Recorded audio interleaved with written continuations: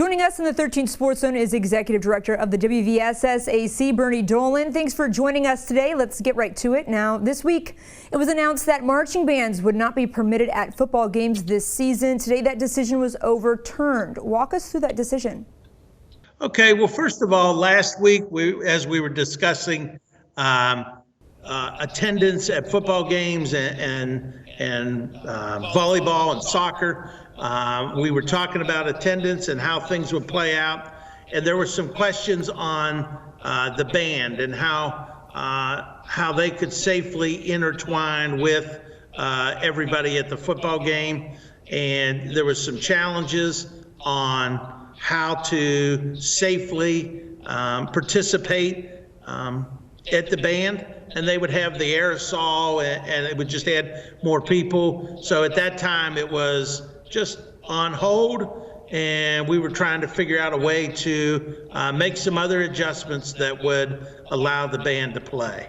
And you know, we worked with DHHR and the health department, and worked through the governor's office, and we're able to come up with some new guidelines that would permit them to be at the game.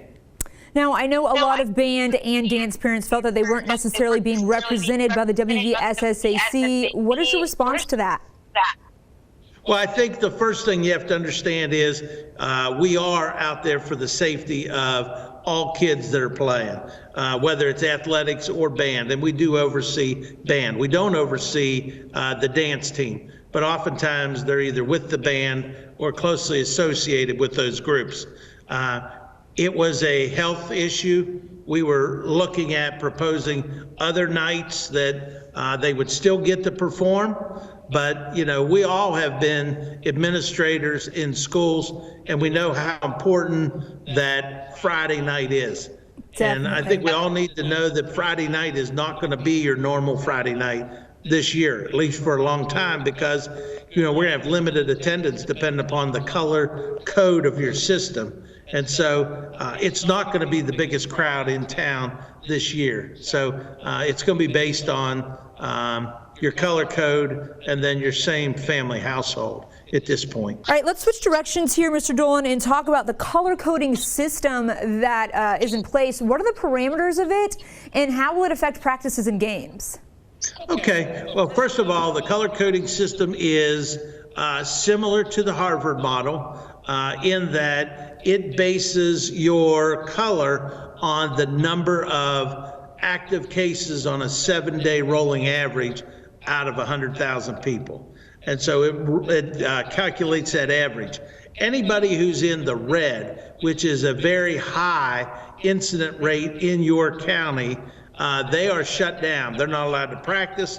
They're not allowed to go to school. Obviously, they can't play games. If they're in orange, that means they have high rates of infection in there, but they are not quite to the limit. And so the school can be based on the county system. They can decide to either be in person or not. But for athletics, you cannot play games during the orange, but you can practice. We move into yellow. Go ahead. I'm sorry, I was just wondering what kind of plan is in place if you move into the orange or the red. If a school reaches red and orange and they can't play, how does that affect scheduling? Okay, so I'll fit. Yellow is you can play.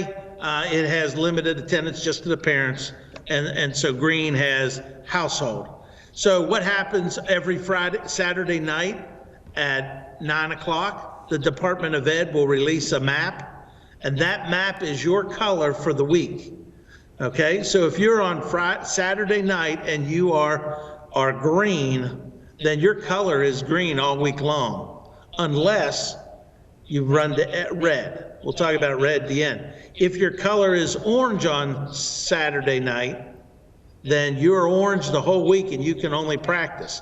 So on Saturday night, somebody who turns orange, they're not going to be able to play the next week. So there'll be a lot of scrambling to try to find somebody else who is off that week and see if you can match up. Maybe there's more than one county going orange or more than one school in that county, and those opponents can then hook up. I think this year you'll see more times where schools might be playing multiple times.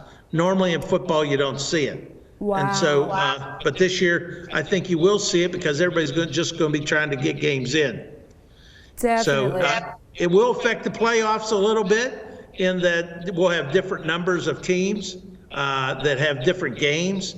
And so our system is set up to take anything like that has, if you have 6 games, you only divide by 6. So it's not like you're going to be penalized for having that. So it's pretty flexible for football. For soccer and volleyball and golf and cross country, they may lose games if they can't get them rescheduled, but at playoff time, they all get back into the tournament anyway.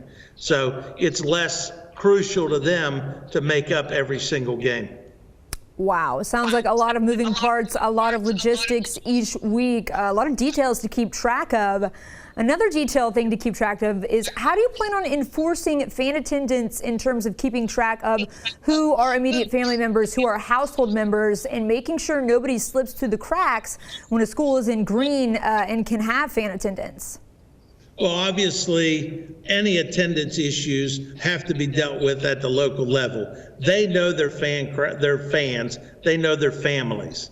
So they will know if kids, our suggestion was pre-sale all your tickets so that nobody shows up at the gate looking for a ticket, and so the kids all come to practice and buy their ticket. I need tickets for tonight's game or tomorrow's game or Friday's game. And so soccer, you're going to play multiple games a week. Volleyball, you're going to be multiple. So it's going to take some coordination. And then if you're the visiting team, you're going to call the home team and say, hey, I've sold 50 tickets and here's the check for it. So there'll be some coordination. First couple weeks certainly will be challenging for all the administrators. Definitely. I'm glad you guys are hanging in there. I know that's been a difficult months of a lot of decision making, but right now, what is your biggest concern? Obviously, the biggest concern is the safety of the kids and making sure that everything we say we're doing to keep the kids safe, that we're doing. We're following all the safety protocol that we have. And so far, based on what we've seen, everybody is following the guidelines as close as they can. And so we feel like that's the best thing to make this move forward. The longer we can keep most of the state in green or yellow, the more likely we can get all these weeks in. I love it. It's kind of like everybody working together to keep us healthy and safe. Give us a feel for what these past few months have been like for you in terms of coordinating so many details, such an uncertain season. What has the decision-making process even looked like? Well, it's been challenging because, first of all, this is such a new virus and the information is changing rather quickly. It is now getting to a manageable pace.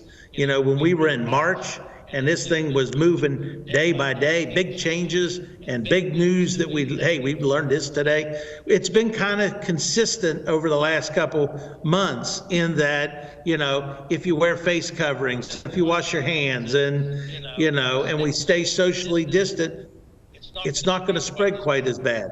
I think all of our vacations are done, or most of them. And so you can see that throughout the state, our numbers are trending down. And so there's more and more of the state that is green. But for us, in the spring, we were changing plans for tournaments all along until we got to the point where, okay, we have to give up on spring sports.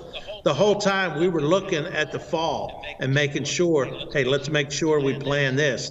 And so we've been planning for the fall, and there's been changes periodically. And so we've sent out guidance and we changed guidance. And I'm sure whatever we've sent out over the last 2 or 3 days, 2 or 3 weeks, there's probably going to be changes to it as we get back in school and we see exactly how it's going to work. And we fully expect to be on top of it every step of the way, and if there's issues, we're going to jump on it and be ready. I love it. There's definitely nothing to compare it to. So much new information at such a rapid pace. You spoke just a minute ago about canceling the spring sports season immediately, just kind of on a whim you had to make that call. Do you think we'll get through the entire fall sports season without calling it off? We certainly hope so. And as we watch the numbers from the virus, the longer we can keep more counties in green, the more likely we're going to be able to push this out pretty far. And so, the flu season will kick in late fall, and so that'll add a complication to it. But I think as long as we continue, we know what spreads this virus. And so I think as long as the community can stay on it and keep it down, I think we'll continue to push this out. Well, good luck with all of the planning and the execution on the fall sports season coming up here. Bernie Dolan, WVSSAC Executive Director, thank you for joining us. Thank you. Take care.